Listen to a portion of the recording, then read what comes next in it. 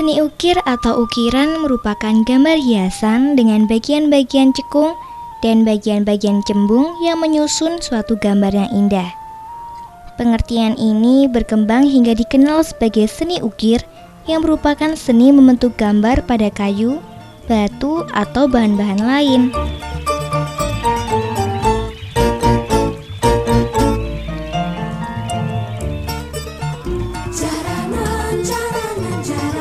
Pemirsa, kali ini kita bakal mengunjungi sebuah galeri, di mana galeri ini terdapat pengrajin ukir, juga ada ukiran yang sudah selesai dibuat. Seperti apa pengrajin ukir juga ukir-ukiran yang ada di sini? Langsung aja kita lihat yuk. Di sini juga terdapat seni yang menakjubkan. Bareng-bareng yuk.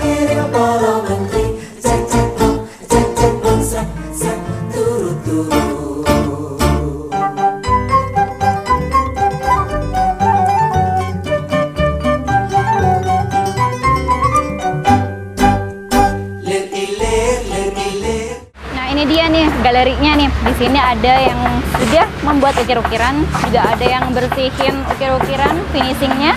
Banyak yang bekerja bikin ukir-ukiran.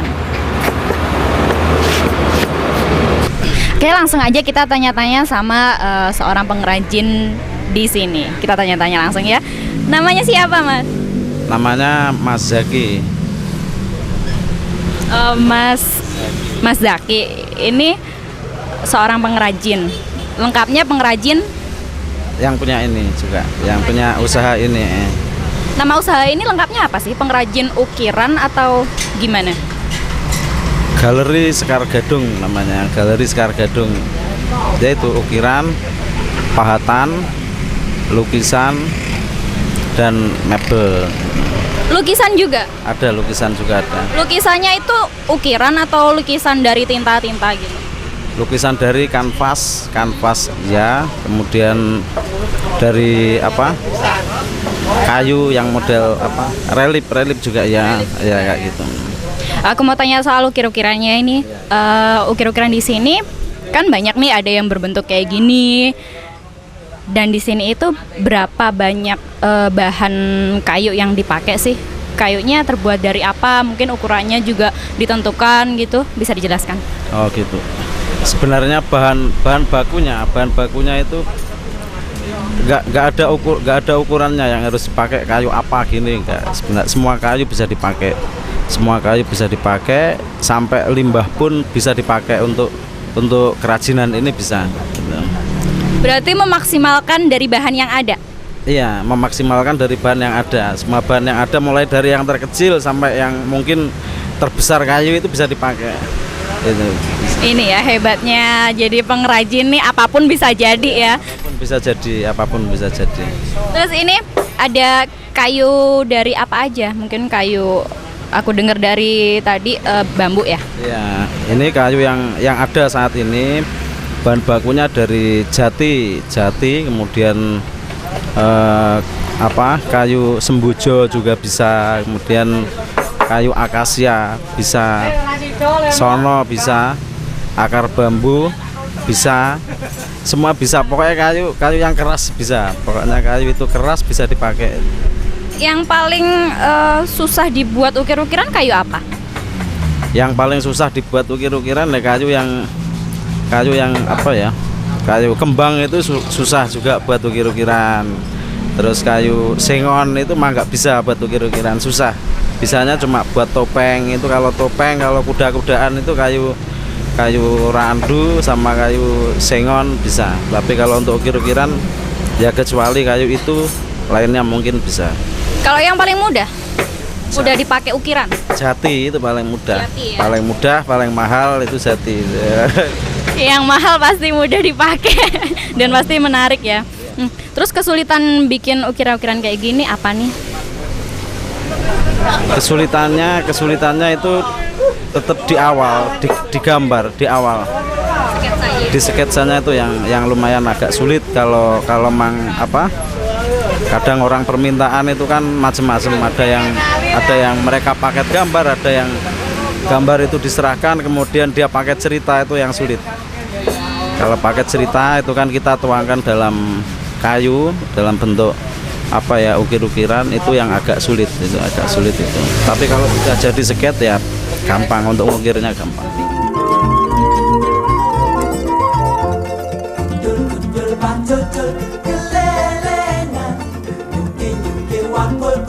Bangsa Indonesia mulai mengenal ukir sejak zaman batu muda, yakni sekitar tahun 1500 sebelum Masehi.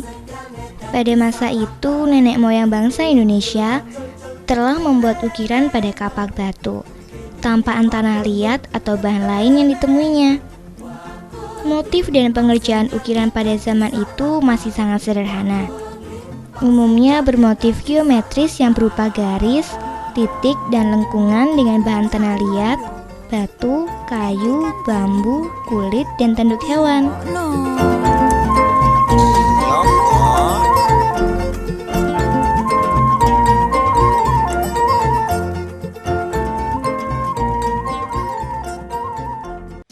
Ketika mimpimu yang begitu indah tak pernah terwujud, ya sudahlah. Setelah agama Hindu, Buddha, Islam masuk ke Indonesia, seni ukir mengalami perkembangan yang sangat pesat dalam bentuk desain produksi dan motif. Ukiran banyak ditemukan pada benda-benda candi dan prasasti-prasasti yang dibuat orang pada masa itu untuk memperingati para raja-raja.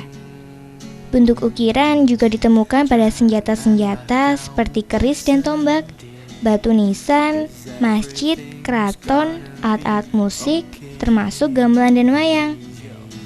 Motif ukiran selain menggambarkan bentuk, kadang-kadang berisi tentang kisah para dewa, mitos kepahlawanan, dan lain-lain. Bukti-bukti sejarah peninggalan ukiran pada periode tersebut dapat dilihat pada relief Candi Penataran di Blitar, Candi Prambanan, dan Mendut di Jawa Tengah.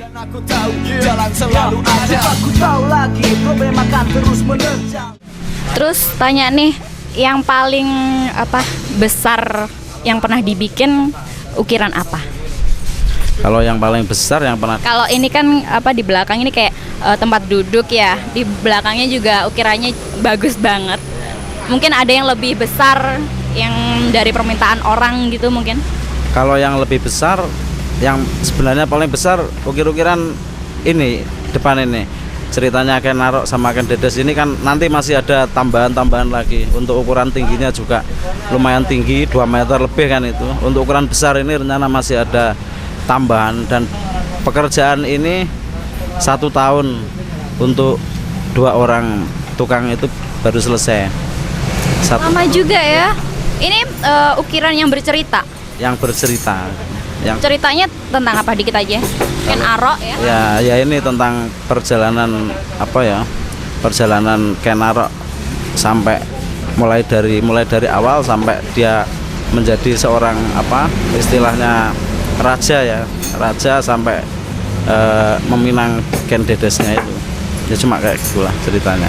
Untuk bentuk hewan-hewan yang lain itu kan kayak gajah. Kalau kita bikin cerita Ken Arok itu harus ada gajahnya. Masalahnya gajah itu kan simbol dari dewa, sang dewa Siwa itu kan.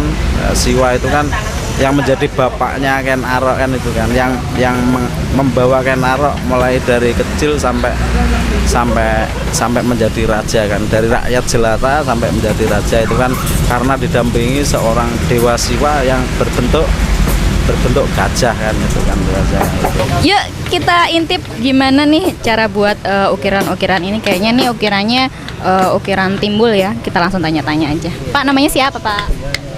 Nur Syafi'i. Ini buat apa nih Pak? Ini buat naga. Naga. Ya.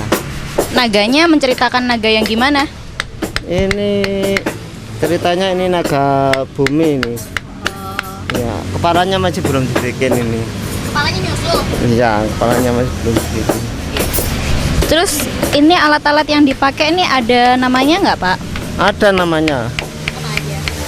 Ya, macam. Dibikin ini Kayak ini namanya, ini coret namanya. Iya. Istilahnya orang ukir itu coret namanya. ini juga dipakai nantinya. Iya, semua dipakai. Itu namanya penilap, kalau istilah orang Jepara penilap katanya. Penilap. Iya. Pak, bikin kayak gini kesulitannya apa aja nih Pak? Kesulitannya biasanya kalau udah lama kayak saya ini tidak ada kesulitannya, tidak ada. Biasanya kesulitannya itu tempatnya. Kalau kerjanya di bawah seperti ini, cepet capek gitu. Iya, kalau Terus awal mulanya belajar kayak gini gimana Pak? Prosesnya belajar terus sampai bisa mengatakan semua hal pasti bisa dan pasti mudah dibuat. saya dulu belajarnya di Jepara dulu, dari Jepara. Enggak kursus saya dulu. Belajarnya sama orang itu saya itu. Tapi bertahap, enggak langsung belajar yang bagus ini enggak. Mulai bertahap itu kerjanya ya saya belajarnya mungkin 3 bulan dulu. Ya cuman bisa bikin sedikit-sedikit. Setelah kita bisa dasar-dasarnya itu kita kembangkan sendiri. Ya sesuai dengan waktu lah kita bisa gitu. Apapun yang terjadi, ku kan selalu ada. Seni ukir merupakan gubahan dari bentuk-bentuk visual yang dalam pengolahannya mempunyai sifat keruwikan atau jawa dengan susunan yang harmonis sehingga memiliki nilai estetis. Seni ukir diwujudkan melalui bahan kayu, logam, gading, batu, dan bahan-bahan lain yang memungkinkan untuk dikerjakan. Adapun bentuk-bentuk gubahan tersebut merupakan stilisasi dari bentuk alam yang meliputi tumbuh-tumbuhan, binatang, awan, air, manusia, dan lain-lain. Bersamaku, layang jauh.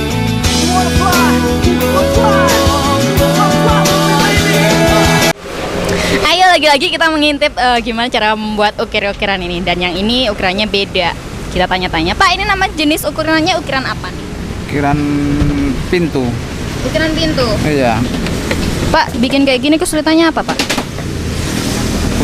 Kesulitannya ya apa ya? Kayunya ya agak ulet tuh bahasa. Tergantung kayu. Kesulitannya tergantung kayu. Kalau kayunya enak dipakai, Ya. cepat juga Iya. bikinnya. Proses bikinnya ini berapa lama, Pak? Ini sudah 3 hari. 3 hari. Biasanya sampai berapa hari? Ya mungkin 4 hari atau 5 hari. 4 hari. Bapak udah berapa lama, Pak, menekuni bidang seni ukir ini, Pak? Sudah lama, mulai SMP tahun berapa ya? 80-an. SMP. Lulus SMA itu 89. Berarti sekitar tahun 80-an ya? Iya, 80-an. Pak, gini nih ya, kalau misalkan ada salah satu aja yang salah gitu, gimana cara nanggepinnya, Pak? Misalkan mungkin ada salah satu ukiran yang terpaksa kepotong gitu. Kalau potong kan bisa dilem lagi ya. Kalau salah total ya bisa saja Lebih dibentuk ke iya arah dibentuk lain gitu. di arah lain. Jadi apapun yang dibikin, misalkan kayu ini harus dibikin, berarti juga kayu ini harus jadi ya, Pak? Iya. Jadi gimana ngakalinya nanti, yang penting ini harus jadi gitu ya? Iya. Baik, Pak, terima kasih ya atas wawancaranya. Itu dia pemirsa, kita ngintip ukir-ukiran yang ukiran ini mau dipakai sebagai pintu. Ada ukirannya seperti gunung di pewayangan itu.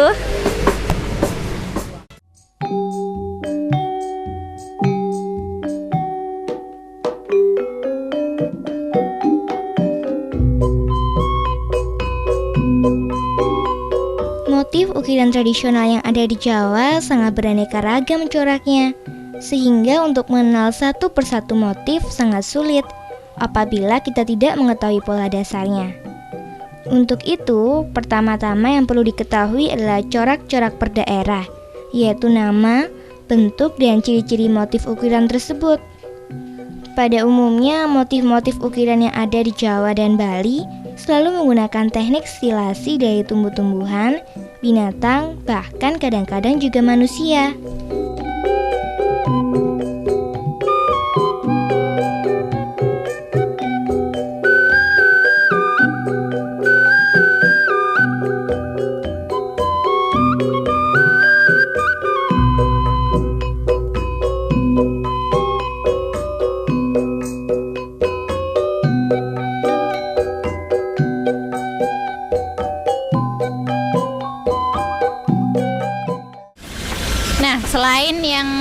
dibuat pakai tangan, ini juga pakai alat. Ini namanya apa nih Pak? Dipakai alatnya apa nih Pak?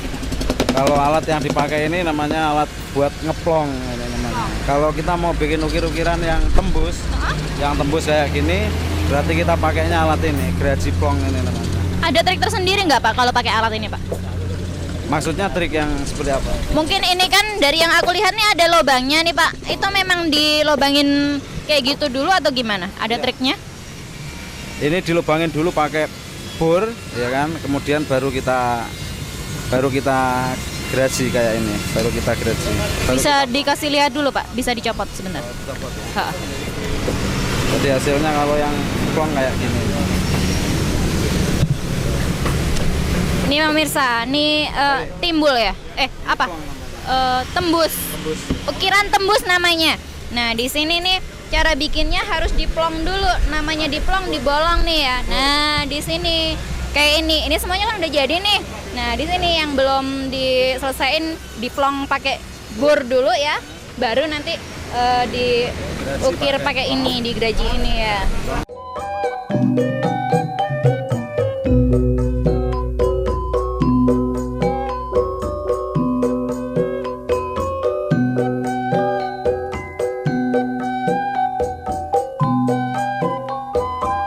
Sedangkan yang dimaksud dengan kerajinan ukir adalah barang-barang ukiran atau hiasan yang dihasilkan oleh seseorang yang dalam perwujudannya memerlukan ketekunan, keterampilan, dan perasaan seni dengan cara ditoreh atau dipahat di atas kayu, batu, logam, gading, dan sebagainya.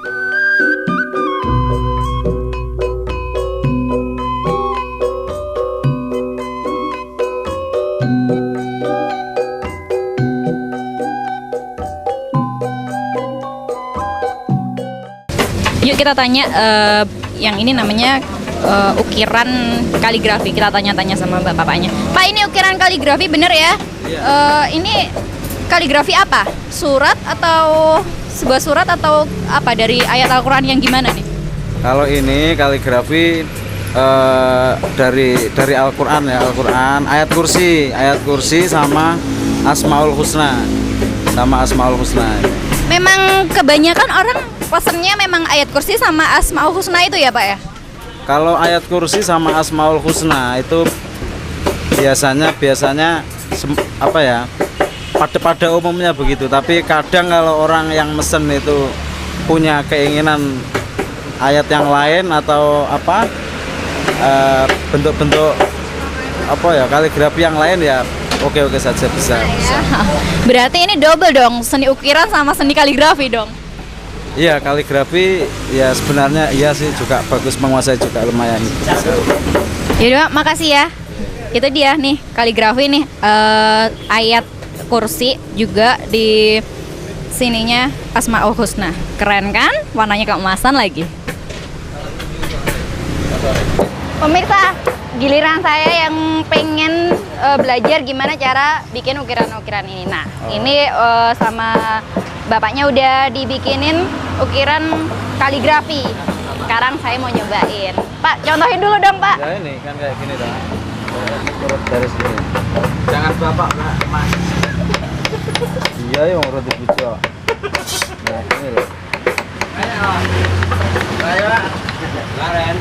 Ini alatnya yang dibikin apa namanya? Ini kaligrafi. Alatnya ini. Alatnya itu coret. Pakai coret dulu. Coba ini sana. Coret sama palu. Coret sama palu. Ayo kita bikin. Cara megangnya agak gitu. Gimana? Ini loh. Ini tangannya. Pakai. Gini ya. Ya, betul. Kurang atek, kurang. Gini. Ya, betul. Kok nggak mau jalan-jalan? Terus. Kok nggak dalam-dalam ya? Ya, kurang dalam. Oh, agak ditekan. Nah, itu dia. Kalau di meja memang ini kayunya harus diikat lah biar nggak kemana-mana. Terus nih aku tunjukin hasilku. Ini hasilnya bapaknya, ini hasilku. Beda banget kan?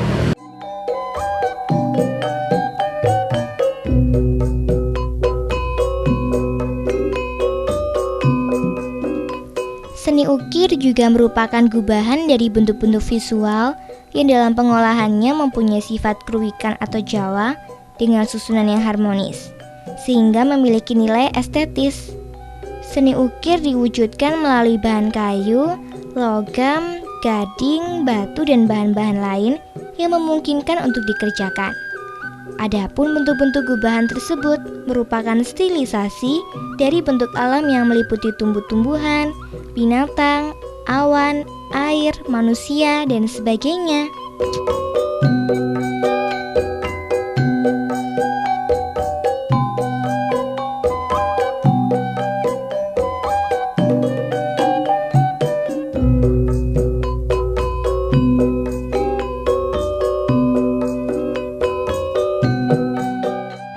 Nah itu dia seni ukir yang barusan kita lihat, banyak macamnya, banyak bentuknya, pokoknya top banget deh. Di sana seni ukir mempunyai nilai yang sangat tinggi, juga seni ukir dipakai sebagai mengapresiasikan ide kita. Top banget kan seni ukirnya. Demikian ya ATMP kali ini, nantikan ATMP selanjutnya hanya di Dama TV setiap hari Jumat pukul 18.30 dan sampai jumpa.